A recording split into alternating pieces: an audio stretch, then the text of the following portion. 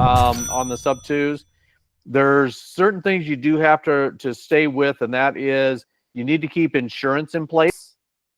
So you keep, and that's usually one of the red flags that happens is you change insurances, or you take the seller's name off of the insurance.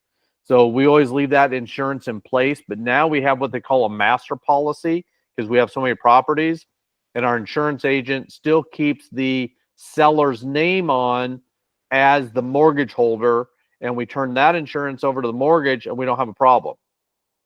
The other thing is we always use a servicing company when we do stuff like this. So with using a servicing company, the checks and so forth are coming from them, not from me or not from my company. So they don't see that. They see it coming from a servicing company, which is not a problem. And we have permission to talk to the mortgage companies, insurance companies, stuff through the POAs that we have. And we actually represent ourselves as a management company. And that's how the company is registered, as a management company. So we're just helping people make their payments and so forth. So now sometimes I don't take the deed. So like on VAs, I don't take the deed because in the VA scripts and so forth, it says that as long as the deed and the mortgage stays in the vet's name, the due on sale clause will never be exercised. So you do an agreement for sale or contract for deed instead. And so we always do that with VA stuff. Everything else, I take the deed. Now, I've had 2 due on sale clauses called on me, which is very unusual. One of them was caused by my title company. They didn't know what they were doing when they closed, and they did not pay all the arrears properly. And so my TC had to get involved with it. And when she got involved with it, the mortgage company started looking and digging deeper, they found the deed had been changed.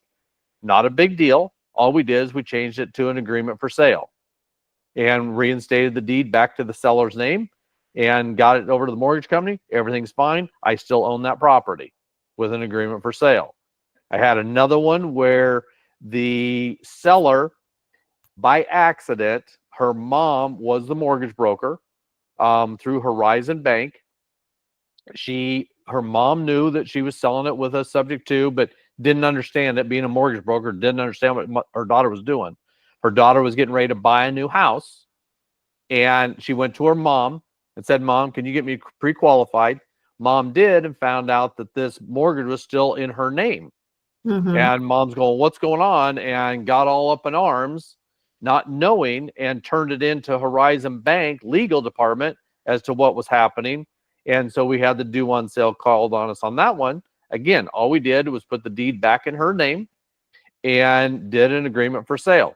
Not a big deal. We still own that property. And so those were the only 2 that have ever been triggered.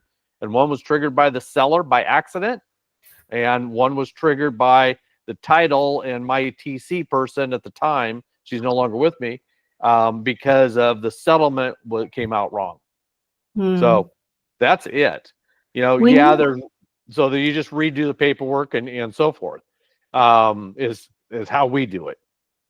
When you say agreement for deed, how does that give you the ownership though? Agreement for sale? Yes. Yeah, you have full ownership. You record that, and it clouds the title, and you have 100% ownership of that property. You get the tax write-offs, the appreciation, depreciation.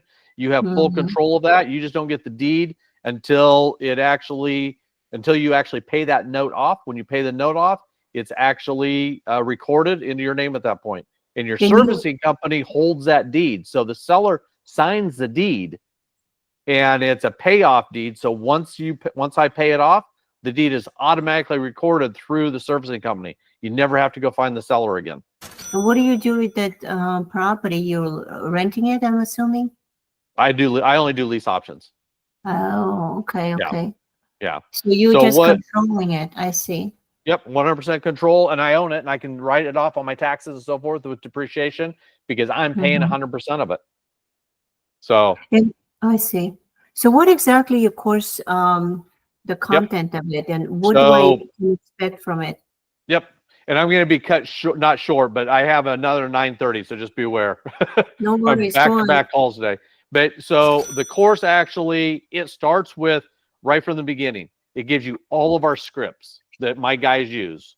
So I've got 4 full-time acquisitions back here, and they're on the phones all day long. So it gives you the scripts. It gives you a breakdown of how to talk about subject to wraps, how to do seller financing, how to do master lease options, how to do deal with private money. Then it gives you, we use 2 separate contracts, purchase contracts. We use a creative contract, and then we use what we call a wholesale contract, but you also get all of our novation paperwork with that also. Because if I can't put it in my portfolio, then I usually turn it into a novation. We do very, very, very little wholesaling. Okay. So you get all that paperwork and all my contracts. On the going back to the subject to and seller finance stuff, you get all of our disclosures. So, and I need to back up. So our wholesale contract alone is 6 pages. A lot of people give you a 1-page or 2-page contract. That's not a contract. Okay? Yeah, I think I purchased your thing with the video too. Thank you. Okay. Our creative one, I think, is like 14 or 15 pages. And then there's another 6 or 7 pages of disclosures. And then you have all the letters that you have to have. You have all the POAs that you have to have, that kind of stuff to do a Sub2 wrap. So you get all that. You also get my promissory note that I use with the seller. You also get the deed of trust / mortgage that I use with all my sellers when I do a wrap. So you get all that.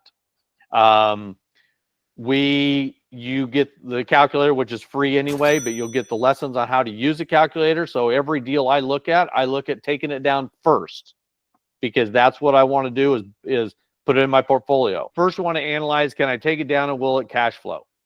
If you can't cash flow it, then you take it right over to a novation calculator. If you can't use a novation, then you run it to wholesale. But we very rarely ever go to wholesale. But you can see what happens if you do. So that's all in there, and the videos on how to use it, that's all there. Then after you have it under contract, at that point, then we'll take and I teach people how to do a lease with an option to purchase. So we typically do a 5-year lease with our tenant buyers. At the end of the option, we teach you, if they exercise their option, then we teach you how to turn it into seller financing, so you get that monthly payment for another 10 or 30 years as a seller finance, and you become the bank. How do you do that? You're actually wrapping the underlying note, just like you would on a Sub2 wrap scenario, okay? And it may be 2 or 3 deep. That's perfectly fine. Again, you get the deeds of trust, promissory notes, that kind of stuff. To buy the properties, you also get all my promissory notes and deed of trust that I use with my private money lenders. A totally different note and a totally different performance note that I use with them and how I do it. You also get my prospectus of how to talk to people for private money.